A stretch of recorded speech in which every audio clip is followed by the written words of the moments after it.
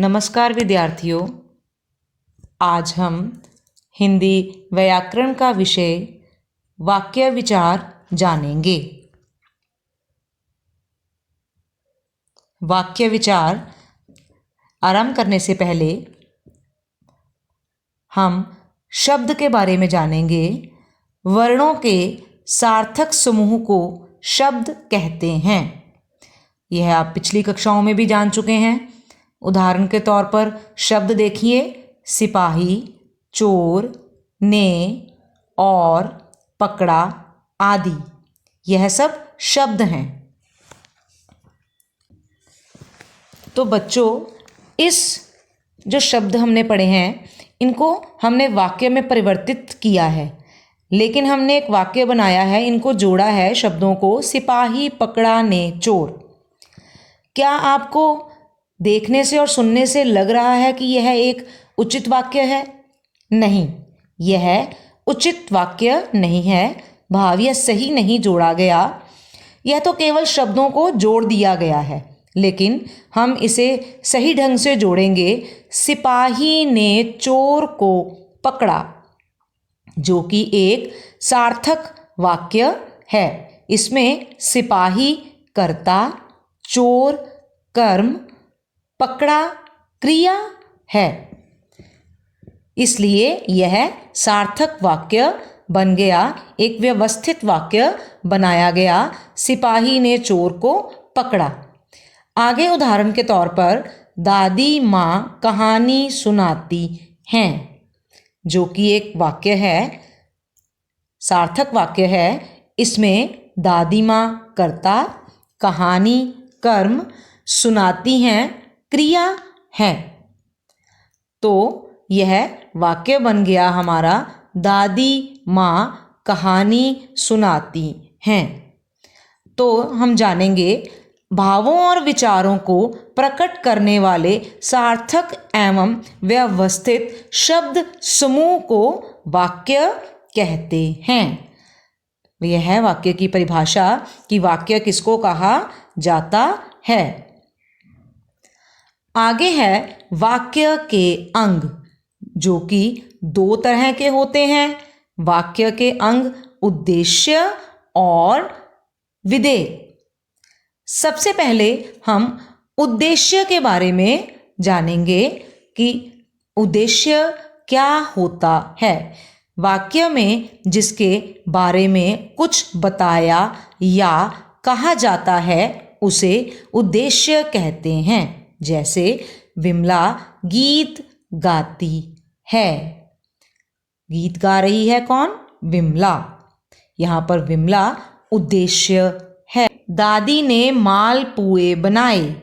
इसमें दादी ने उद्देश्य है। तो वाक्य के अंग में उद्देश्य में हमने जाना दादी ने मालपुए बनाए, जो कि दादी ने उद्देश्य है। आगे विधेय। वाक्य में उद्देश्य के बारे में जो कुछ कहा जाता है उसे विधेय कहते हैं। जैसे वाक्य हम वही लेंगे, दादी ने मालपुए बनाए। इसमें मालपुए बनाए विधेय है। यहाँ पर अंग में बताया गया कि मालपुए बनाए विधेय है। तो पूरे वाक्य को बांट दिया गया, जिसमें बताया गया कि कौन सा उद्देश्य और कौन सा विधेय। वाक्य के भेद दो आधारों पर किए गए हैं। वाक्य के भेद बताए गए हैं।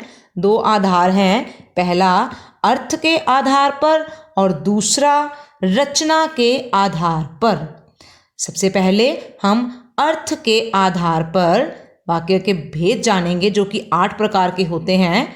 विधानवाचक वाक्य, निषेधवाचक वाक्य, प्रश्नवाचक वाक्य, विस्मयवाचक वाक्य, संदेहवाचक वाक्य, आज्ञावाचक वाक्य, संकेतवाचक वाक्य, इच्छावाचक वाक्य।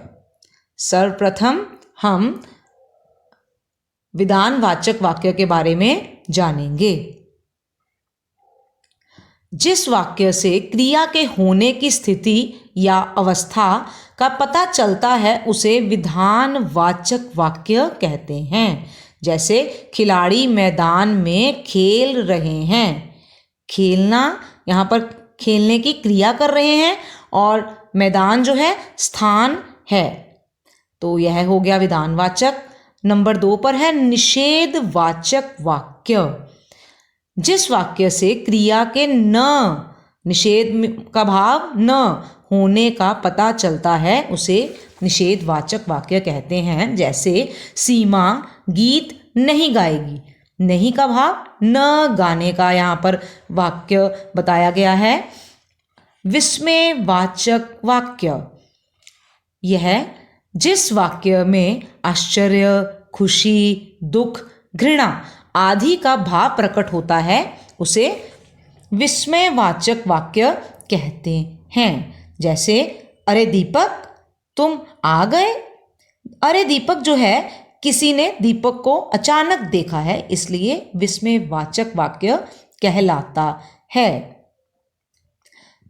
प्रश्नवाचक वाक्य, परिभाषा जाने। जिस वाक्य से यह पता चले कि किसी से कोई प्रश्न पूछा जा रहा है उसे प्रश्नवाचक वाक्य कहते हैं। जैसे तुम्हारा नाम क्या है, अंत में प्रश्न चिन्ह लगा हुआ है। प्रश्न चिन्ह लगा होने से पता चल जाता है कि यह प्रश्नवाचक वाक्य है। नाम जानने के लिए प्रश्न पूछा जाना प्रश्नवाचक वाक्य कहलाता है। नंबर 5, संदेहवाचक वाक्य। जिस वाक्य से कार्य के होने में संदेह प्रकट हो उसे संदेहवाचक वाक्य कहते हैं। जैसे शायद आज वर्षा होगी।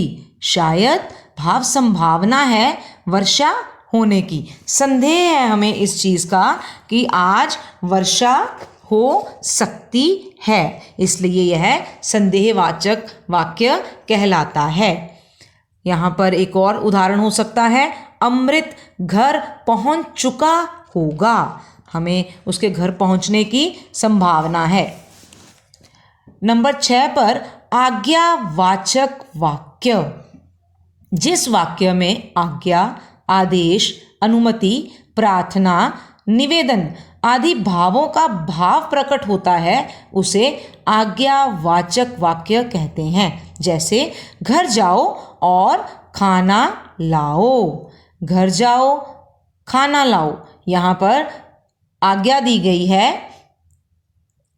नंबर 7, संकेतवाचक वाक्य। जिस वाक्य में किसी कार्य के होने या ना होने के पीछे किसी कारण या शर्त का संकेत मिलता है उसे संकेतवाचक वाक्य कहते हैं। जैसे यदि पिताजी आगरा जाएंगे तो पेठा लाएंगे।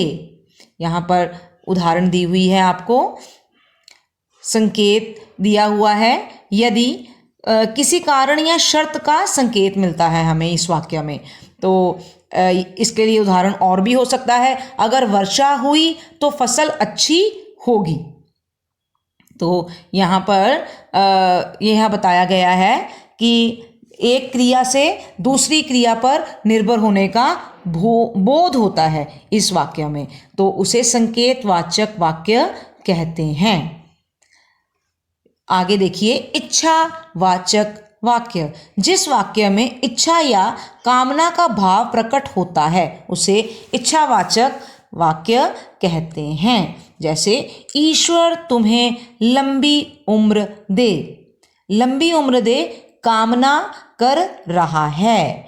यहाँ पर वक्ता की इच्छा, आशा और आशीर्वाद को व्यक्त करने वाले वाक्य इच्छावाचक वाक्य कहलाते हैं। उदाहरण के तौर पर ईश्वर तुम्हें सुखी रखे या ईश्वर तुम्हें लंबी उम्र दे। तो बच्चों, आगे हम रचना के आधार पर वाक्य के भेद जानेंगे, जो कि 3 प्रकार के होते हैं: सरल वाक्य, संयुक्त वाक्य और मिश्र वाक्य। तो हम यहाँ पर सर्वप्रथम सरल वाक्य के बारे में जानेंगे। सरल वाक्य क्या होता है? जिस वाक्य में कर्ता एक या अनेक होते हैं किंतु क्रिया एक ही होती है उसे सरल वाक्य कहते हैं। जैसे महेश और दिनेश पुस्तक पढ़ते हैं। यहाँ पर उदाहरण दिया हुआ है जिसमें महेश दिनेश दोनों ही कर्ता हैं, पढ़ते हैं क्रिया है, तो यह सरल वाक्य बन जाता है। महेश और दिनेश पुस्तक पढ़ते हैं। आगे है संयुक्त वाक्य। इसकी परिभाषा देखें। जिस वाक्य में दो स्वतंत्र या समान स्तर के उपवाक्य और, तथा, किंतु, परंतु, या, अथवा आदि समूचे बोधक से जुड़े होते हैं उसे संयुक्त वाक्य कहते हैं। जैसे सवेरा हुआ और पक्षी चहचहाने लगे। यहाँ पर वाक्य उदाहरण दिया हुआ है संयुक्त वाक्य का।